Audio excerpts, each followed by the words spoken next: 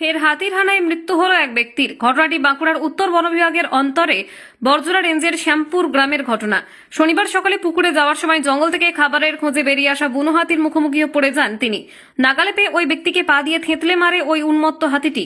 বন দপ্তর সূত্রে খবর, মৃত ওই ব্যক্তি নাম কালীপদ বাউরি, বয়স 59 বছর। ঘটনার পরেই এলাকায় আতঙ্ক ছড়িয়েছে। ঘটনা বলতে সকালে 6টার সময় নাগাদ পুকুর দিকে যাচ্ছিল। পুকুর যাওয়ার পরে তার আগে একজন ছিল, তাকে অ্যাটাক করার পরে ও বয়স্ক ছিল তো তাকে আসে নিয়ে পড়ে। তারপরে ওনাকে মাথাতে পা দিয়ে শেষ হয়ে যায় এখানে। কে পাতে? হাতিতে কটা হাতি ছিল? একটাই ছিল। ওনার নাম কি? ওর নাম হচ্ছে কালীপদ কালীপদ কি?